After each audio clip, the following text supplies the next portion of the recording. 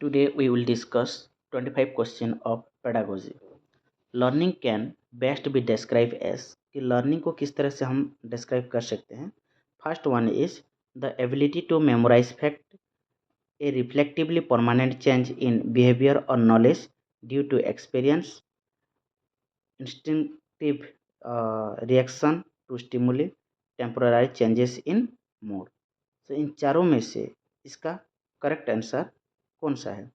इसका correct answer होगा option B, a relatively permanent change in behaviour और knowledge due to experience. जो permanent change होता है वही क्या होता है? लर्निंग होता है. टेम्पररी चेंज को लर्निंग नहीं कहा जाता. देन आ जाते हैं question number second. Which of the following is an example of classical conditioning. इनमें से क्लासिकल कंडीशनिंग का एग्जाम्पल कौन सा है? Student learns to solve math problems by practising daily. या option B, a dog celebrates when it hears a bell that predicts food. या option C, a child learns social skill by observing process peers. या option D, a person improve at painting through trial and error. इन चारों में से इसका correct answer यानी जो classical का कंडीशन का एग्जाम्पल है option B, a dog celebrates when it hears a bell that predicts food. ये होगा इसका करेक्ट आंसर. ठीक है. उसके बाद आ जाते हैं question 3. Operant conditioning is primarily associated with which psychologist. Operant conditioning इसका मतलब कौन दिए थे? Sigmund Freud, B F Skinner, Jean Piaget या ले वाइगोत्स्की. इन चारों में से ऑपरेंट कंडीशनिंग किसका है? ठीक है. तो ऑपरेंट कंडीशनिंग है option B, B F Skinner. B F Skinner operant conditioning दिए थे. ठीक है. उसके बाद आ जाते हैं question number 4. According to cognitive theories of learning, learning involves. कि लर्निंग किस तरह इन्वॉल्व होता है? Memorising facts without understanding. या option B, mental process like thinking, problem solving and understanding. या option C, only observing others behaviour. या option D, conditioning through rewards and punishment. Learning कैसे होता है? ऑप्शन बी होगा इसका correct answer. Mental process like thinking, problem solving and understanding. ये सब से ही आप क्या कर सकते हो? लर्निंग कर सकते हो. उसके बाद आ जाते हैं question 5. Which type of learning occurs by observing the behaviour of others and imitating it. कि जब आप दूसरे के बिहेवियर्स को ऑब्जर्व करते हो और उसको अनुसरण करते हो, किस तरह का लर्निंग कहा जाता है? उसको क्लासिकल कंडीशनिंग कहा जाएगा, ऑपरेंट कंडीशनिंग, ऑब्जर्वेशनल लर्निंग या एक्सपीरियंशियल लर्निंग. ये जो 4 ऑप्शन है इनमें से इसका करेक्ट आंसर कौन सा होगा? ठीक है. इसका करेक्ट आंसर होगा option C, that is observational learning. ये होगा इसका करेक्ट आंसर. उसके बाद आ जाते हैं क्वेश्चन 6 पर.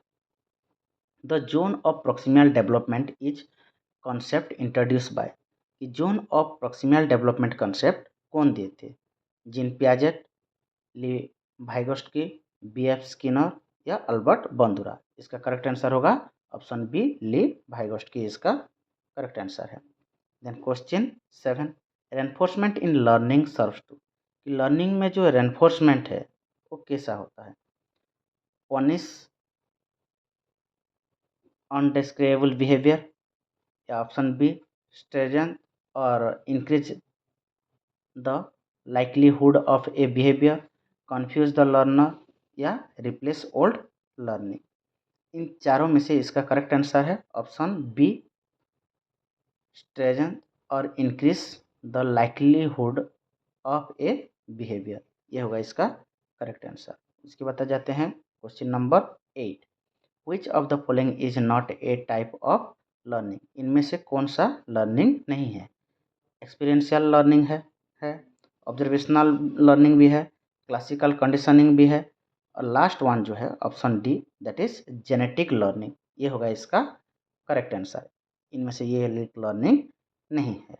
ठीक है, उसके बाद आ जाते हैं क्वेश्चन नंबर 9 पे। क्वेश्चन नंबर 9 है metacognition in learning process refers to.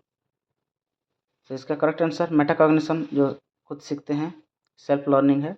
Learning through repetition, awareness and control over one's own learning process, learning by copying others, या learning in a group setting. मैं पहले क्या बोला था कि मेटाकॉग्निशन मतलब जो खुद सीखते हैं। इसका करेक्ट आंसर होगा option B, awareness and control over one's own learning process, ये होगा इसका करेक्ट आंसर। ठीक है, उसके बाद आ जाते हैं क्वेश्चन 10 पे। एक्सपीरियंशियल लर्निंग एम्फसाइज, जो एक्सपीरियंशियल लर्निंग है वो किस तरह हो सकता है। Passive listening and note taking, learning through active engagement and experience, या option C memorisation of text book, option D rote repetition of skill. इसका करेक्ट आंसर होगा option B, learning through active engagement and experience. अगर आपका active engagement है, participation है, then you can a good learner. Then 11th, reinforcement that involves removing an unpleasant stimulus to increase behavior is called। जो reinforcement है इसको remove करता है, unpleasant stimulus को रिमूव करता है, इसका करेक्ट आंसर होगा opposite reinforcement, punishment, negative reinforcement, या एक्सटिंक्शन। सो इसका करेक्ट आंसर होगा नेगेटिव रेनफोर्समेंट। ठीक है, इसका करेक्ट आंसर क्या होगा, नेगेटिव रेनफोर्समेंट होगा इसका correct answer. Question 12, a learner who understand how to approach a problem and plan solution is demonstrating. ठीक है, कि जो problem, how to understand how to approach a problem and plan solution, का correct answer होगा rote learning, cognitive learning, observational learning, या condition learning. इसका correct answer होगा cognitive learning. उसके बाद आ जाते हैं question 13, which of the following is an example of operant conditioning. इनमें से ऑपरेंट कंडीशनिंग का एग्जाम्पल कौन सा है। Celebrating at the sound of a bell, a child receiving prize for cleaning their room, learning through watching others, memorizing a poem. इसका correct answer होगा option B, a child receiving prize for cleaning their room. Question 12, which psychologist is most closely associated with social learning theory। Social learning theory कौन सा psychologist दिए थे, Jean Piaget, Lev Vygotsky, Albert Bandura, या B F Skinner. इसका correct answer होगा option C, that is Albert Bandura. उसके बाद आ जाते हैं question number 15, rote learning is characterised by. Rote learning का जो कैरेक्टराइज है वो अंडरस्टैंडिंग एंड एप्लीकेशन से होता है, या मेमोराइजेशन विदाउट अंडरस्टैंडिंग से होता है, ऑब्जर्विंग अदर्स से होता है, या ट्रायल एंड एरर लर्निंग से होता है। इसका करेक्ट आंसर होगा रोट लर्निंग माने मेमोराइजेशन विदाउट अंडरस्टैंडिंग, बिना समझे आप मेमोराइज करोगे, इसको रोट लर्निंग कहा जाता है। Question 16, in classical conditioning the stimulus that naturally trigger a response is called conditioned stimulus, neutral stimulus, unconditioned stimulus, या रेनफोर्स स्टिमुलस, रेनफोर्सर। सो इसका करेक्ट आंसर क्या होगा इन चारों में से। इसका करेक्ट आंसर होगा अनकंडीशनेटेड स्टिमुलस, ये होगा इसका करेक्ट आंसर। उसके बाद आ जाते हैं question number 17, the process of learning by trial and error is associated with. जो ट्रायल और एरर ये किसके साथ एसोसिएटेड है, क्लासिकल कंडीशनिंग के साथ, operant conditioning, observational conditioning, cognitive learning. तो इन चारों में से इसका करेक्ट आंसर होगा option B, that is operant conditioning, ये होगा इसका करेक्ट आंसर। उसके बाद चलते हैं क्वेश्चन 18 पे। ठीक है, scaffolding in learning refers to. Scaffolding मतलब क्या है, support, memorising step by step, providing temporary support to help learners achieve task, punishing mistake, learning independently without guidance. So इसका करेक्ट आंसर होगा स्कैफोल्डिंग मतलब सपोर्ट करना, सपोर्ट देना, ठीक है। सो इसका करेक्ट आंसर है option B, providing temporary support, ठीक है, टेम्पोररी सपोर्ट देना to help learners achieve task, ये होगा स्कैफोल्डिंग का करेक्ट आंसर, ठीक है। उसके बाद आते हैं question 19, which of the following enhance long term learning the most. Long term learning क्या है? Rote memorization, active engagement and reflection, watching videos without practice, repeating the same action mindlessly. So long term learning क्या होगा? Option B होगा इसका correct answer, active engagement and reflection, ये होगा long term learning के लिए, ठीक है। Question 20, feedback in the learning process primarily, जो फीडबैक है वो किस तरह का हेल्प करता है? Confuse the learner, punish mistakes, correct errors and reinforce understanding, या रिप्लेस इंट्रिंसिक मोटिवेशन। सो जो फीडबैक है वो किस तरह का हेल्प करता है? इन चारों में से इसका करेक्ट आंसर क्या होगा? चारों में से करेक्ट आंसर होगा ऑप्शन सी, जो क्या है? Correct errors and reinforce understanding. जो एरर है उसको करेक्ट करना और रेनफोर्स देना किसके लिए? अंडरस्टैंडिंग के लिए, ठीक है। उसके बाद आ जाते हैं question 21, motivation in learning is important because, कि जो लर्निंग में मोटिवेशन क्यों इम्पोर्टेंट है?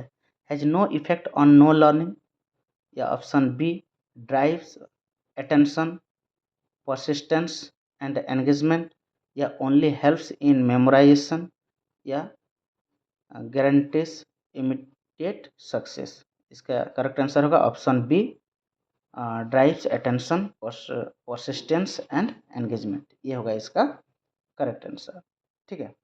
उसके बाद आ जाते हैं question 22, learning that occurs without conscious awareness is called, कि जो बिना कॉन्शियस अवेयरनेस के लर्निंग होता है इसको क्या कहा जाता है?